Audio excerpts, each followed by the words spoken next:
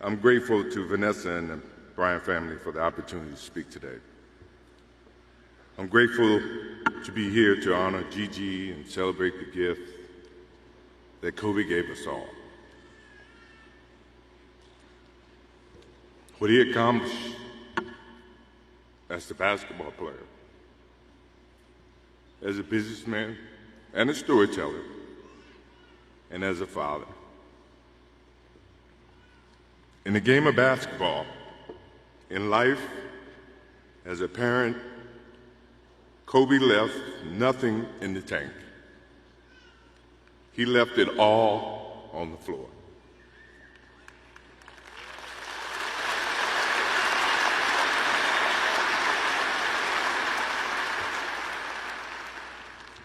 Maybe it surprised people that Kobe and I were very close friends, but we were very close friends.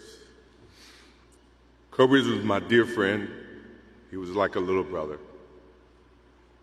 Everyone always wanted to talk about the comparisons between he and I. I just wanted to talk about Kobe.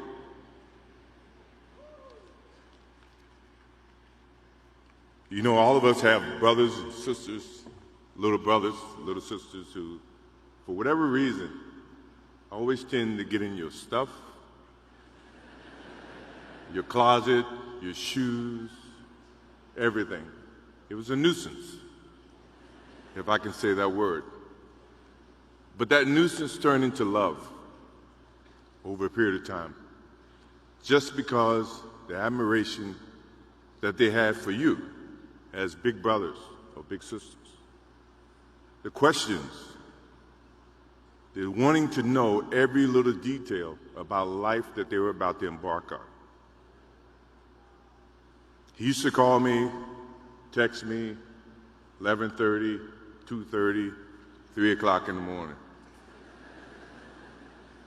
talking about post-up moves, footwork, and sometimes the triangle.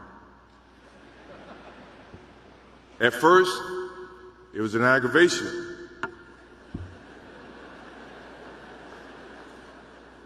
But then it turned into a certain passion.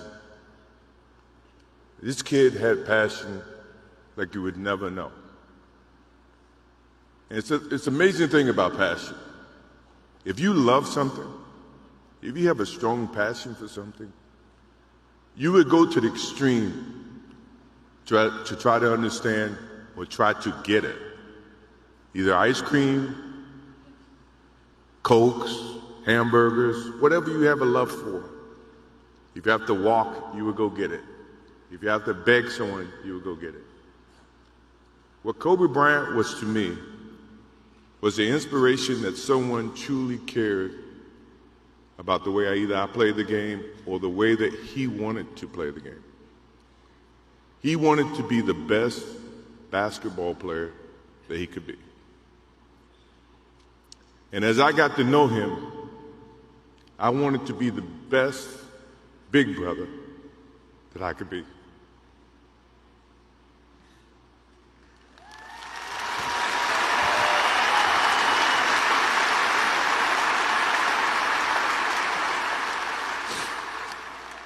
To do that,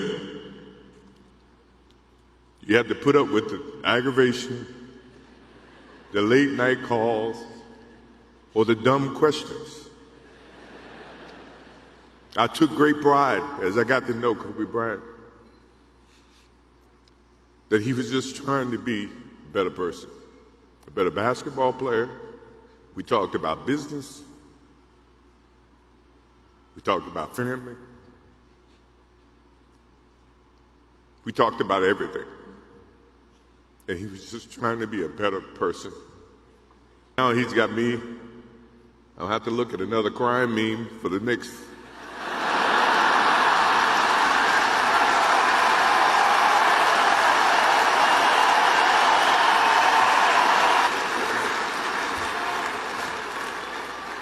I told my wife I wasn't going to do this because I didn't want to see that for the next 3 or 4 years. That is what Kobe Bryant does to me. I'm pretty sure Vanessa and his friends all can say the same thing. He knows how to get to you in a way that affects you personally, even though if he's being a pain in the ass.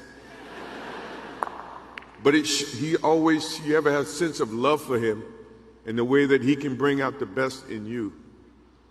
And he did that for me. I remember maybe a couple of months ago, he sends me a text.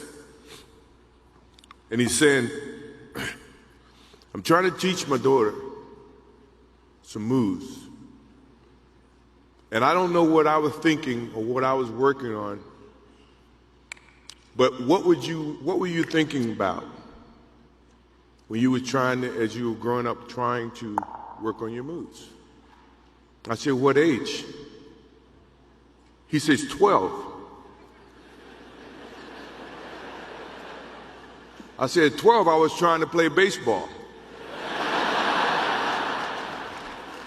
He sends me a text back saying, laughing my ass off. And this was at 2 o'clock in the morning. But the thing about him was we could talk about anything that related to basketball, but we can talk about anything that related to life. And we, as we grow up in life, rarely have friends that we can have conversations like that. Well, it's even rare when you can grow up against adversaries and have conversations like that. I went and saw Phil Jackson in 1999 or maybe 2000. I don't know when Phil was here in LA. And I walk in and Kobe's sitting there. And the first thing, I'm in a suit. First thing Kobe said, did you bring your shoes? No, I wasn't thinking about playing.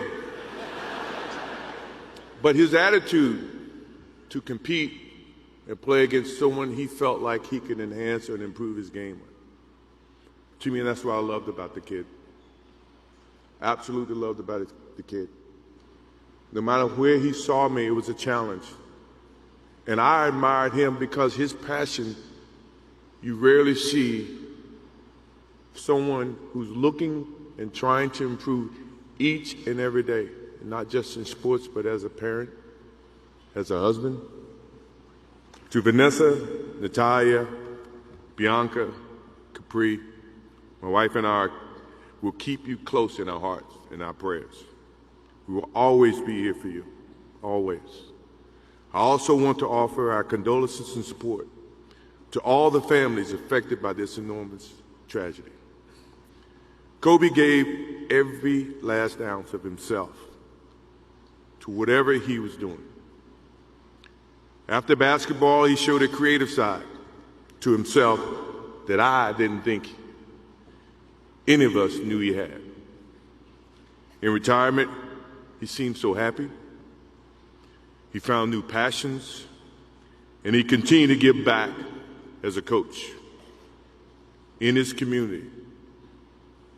More importantly, he was an amazing dad, amazing husband, who dedicated himself to his family and who loved his daughters with all his heart. Kobe never left anything on the court. And I think that's what he would want for us to do. No one knows how much time we have.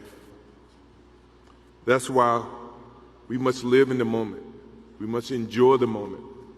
We must reach and see and spend as much time as we can with our families and friends and the people that we absolutely love. To live in the moment means to enjoy each and every one that we come in contact with. When Kobe Bryant died, a piece of me died. And as I look in this arena and across the globe, a piece of you died, or else you wouldn't be here. Those are the memories that we have to live with and we learn from. I promise you, from this day forward, I will live with the memories of knowing that I had a little brother that I tried to help in every way I could. Please rest in peace, little brother.